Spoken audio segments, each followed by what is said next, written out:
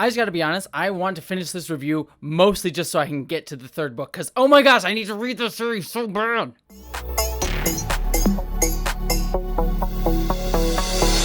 Hello, interwebs. If that opening did not tease you enough about my thoughts about this book, you will soon learn them, because we are going to be reviewing the second book in the first Mistborn trilogy in the Cosme series, I guess is the way you say it, by Brandon Sanderson, Well of Ascension. As many of you know, I read the first book in the series, Mistborn: The Final Empire, and fell in love with it and just absolutely adored it, and I had to jump right into book 2. I finished it. It's a long book, and while this review may take a little bit of time to go up just because of timing and stuff, I finished this book in a week, and that is saying something for how long this book is and my, limits on time. I devoured this book.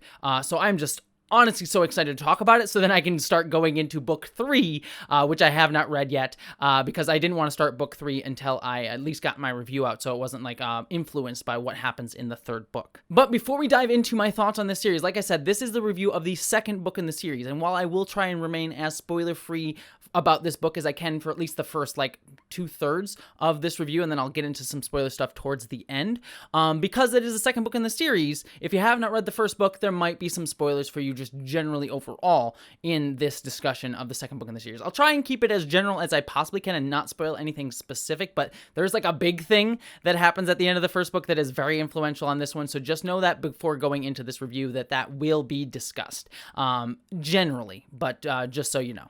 But with that disclaimer out of the way, let's dive into it, because this book was honestly freaking fantastic. And like I said, last spoiler warning chance you get here, because after the ending of the first book, where they defeated the Lord Ruler, which I was so shocked by. I did not expect I thought the Lord Ruler was going to be sort of a main villain presence throughout the entire series. To have him die in the first book, I was sort of like, okay, where is this going?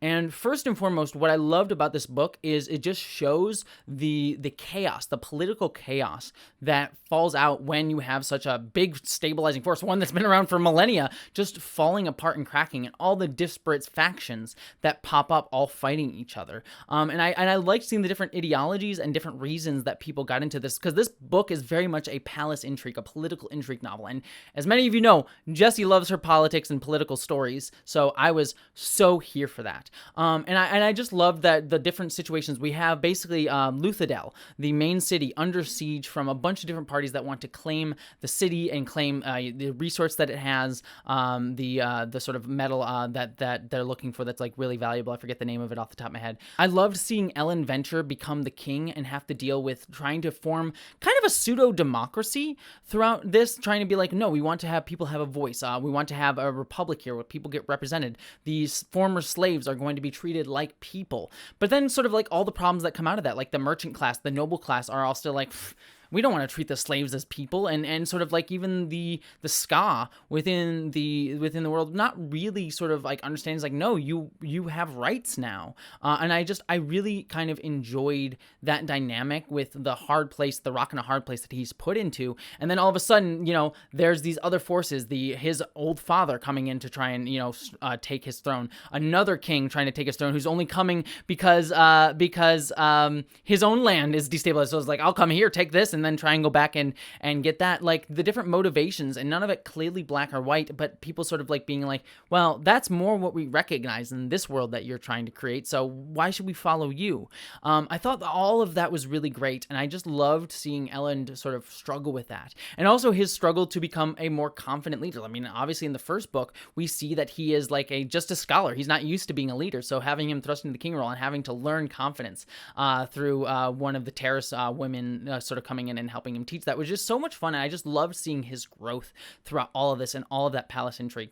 The other thing too is the first book was very much focused on Vin and Kelsier, and now with, again, small spoiler warning here, with Kelsier gone, I really liked that this book focused a lot more on Vin, but kind of exploded it out to a lot of the other characters within the crew. We get a lot more of Breach, we get a lot more of just the crew members in general, and I like sort of seeing a little bit more of them. Spook getting a lot more to do. All of that stuff was just really great, and I like just learning more bits and pieces about them and having them fully fleshed out as characters.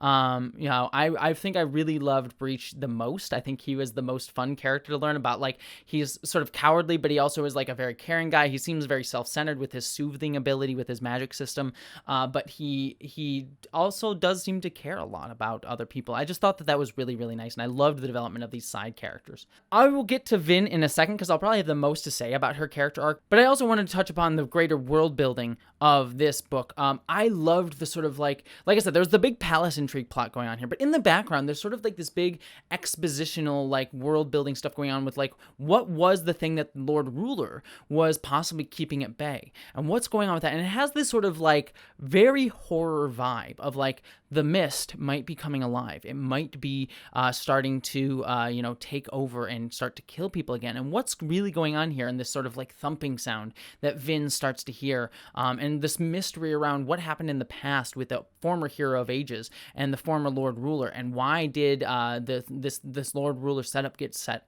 up, to say that eloquently. I loved just learning more about that mystery throughout this book, and I thought it was very, very cool how it was done.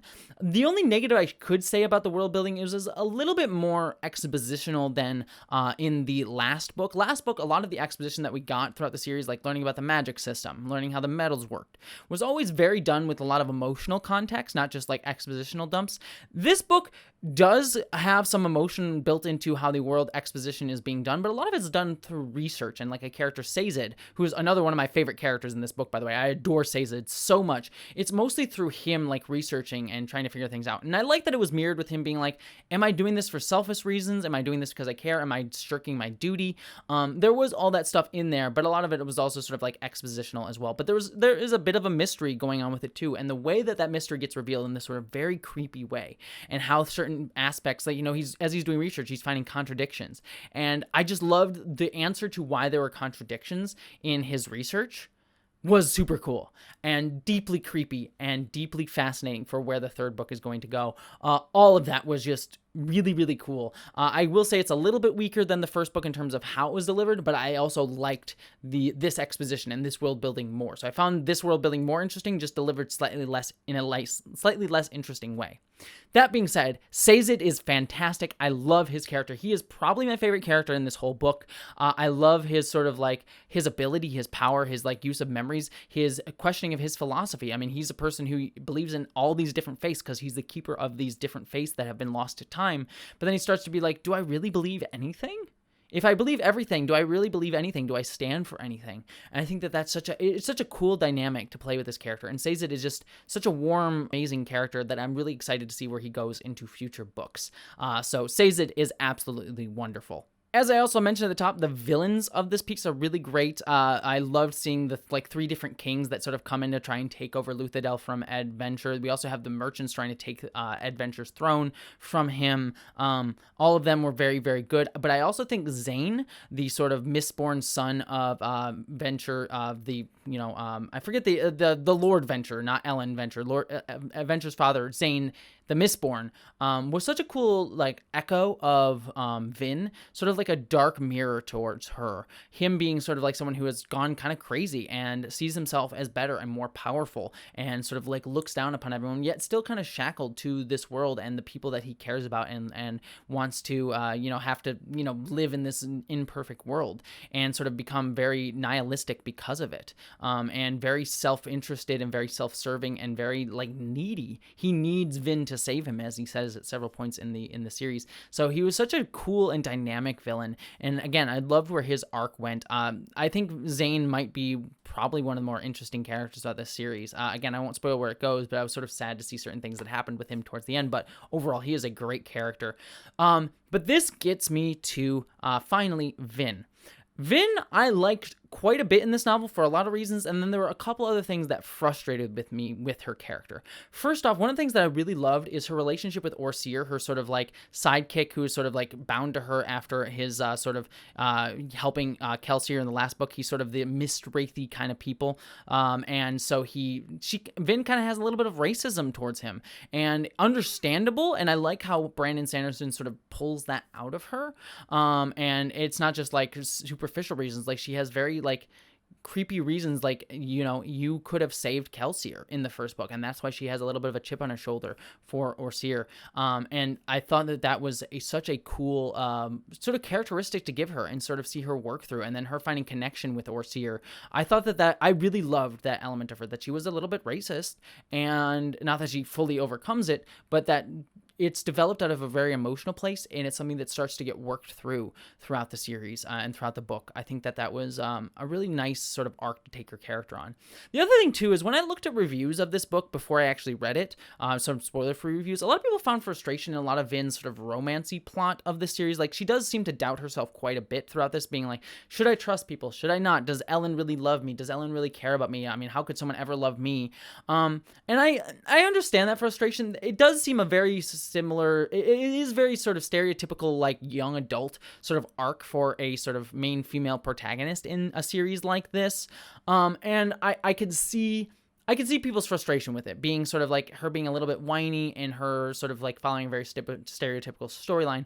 I had a little less problem with it. You know, I had a friend literally call her whiny when we were discussing it. And I was like, that feels a little bit like, would you call like a male character, that sort of thing. But for me too, I think it like worked in a sense, in the sense that like, she is a character who has been very put upon her entire life. She's just now learning how to trust. And so now being thrust into a relationship with someone that she really cares about, but doesn't know necessarily how to, you know, trust him completely in the way that this new relationship calls for, I bought it. And it worked for me. And then her also dealing with her like responsibility as, you know, the main Mistborn of this government, and also possibly being the hero of ages. I think, just all the stuff she was going through, I think it made sense that she would doubt herself in that way. My frustration more comes with the fact that it kind of stays there throughout most of the book. There is an arc for her, but in that sense, it kind of starts there and stays there for 3/4 of the book. Like, she has this inner doubt, and it doesn't really develop much until the last 1/4 of the book, where it develops a lot and kind of completes the arc. So she kind of stays in this stasis, and it kind of gets a bit repetitive throughout the entire book. And I think that's more my issue. It's not necessarily the arc itself. It's just how static it is for most of the book. The other thing, too, is there is a little bit of that sort of like frustrating, like people aren't communicating problem. Both Ellen and Vin seems like they are at cross communications a lot of the time, where if they just sat down and spoke to each other, they would fix a lot of their problems. There's like so many moments of that where they misinterpret each other, and you're inside both of their heads through the sort of narrator, and you're sort of like, just talk to each other. Oh my God, it would fix the problem, because you would understand that you're misreading each other so much. And I'm fine with that every once in a while. Again, it's a young relationship. It's a new relationship for both of them. So I get it that is sort of a natural part of that lack of ability to communicate, but it is just kind of frustrating, again, when it keeps cropping up over and over and over again. And I'm like, why would you never verbalize this ever? Just verbalize it at one point and it would fix the problem. I'm fine with it happening once or twice, but when it's just 3/4 of the novel, it just gets frustrating after a point, to just constantly stay there. So again, not bad. I liked it at moments. I just think the fact that it kind of stays there for their character development through 3/4 of the novel was kind of frustrating. And that's pretty much my only knock against this book. It's just the romance stuff was not bad, but it didn't really develop fast enough for me. However, as we get to the end of this book, it was, again, just like the first book, the last half, like 1/4 of this book, is just a roller coaster ride. There are so many twists and turns. It goes further than I expected it to. Like, what happens at the end of this novel is like, oh, I was not expecting to get there at this point, and the revelation of how certain things are where they are, the sort of like the titular Well of Ascension, and how that comes into play. I was so shocked. I'm like, oh, that makes sense. That's a great, it fits all the clues that you gave me, but I didn't recognize it until the moment that you revealed it. And that's the sort of like mysteries that I loved. And that where it's like you give me all the pieces, you give me all the clues, even clues that go back to like the beginning of the book. I'm like, oh, that clue is right there this whole time and I just missed it. And then it all clicks into place in the final few moments and you're like, oh, it's so satisfying. Brandon Sanderson in both the first and second books just nails how to build a layered mystery that you're like, you miss stuff as you're going through, but when you go back and look at it, you're like, I see exactly how I actually could have figured this out, or at least parts of this out before the characters did, but I got there at the same time the characters did, which is a very hard thing to do, to give us all the clues, give the characters all the clues, and not make us necessarily get ahead of the characters, but have us arrive with the characters. It's a very hard line to walk, and Brandon Sanderson does it exceedingly well is the word that I was looking for there. So yeah, just a fantastic build and mystery, and also the final like action for the last fourth of this book builds up a lot of dread. You really feel peril for all of these characters, that the characters you come to love may die, and some do. And I think that all of that was just great, just really solid action and really great build up and really great revelation of character, but also of the main plot going on here.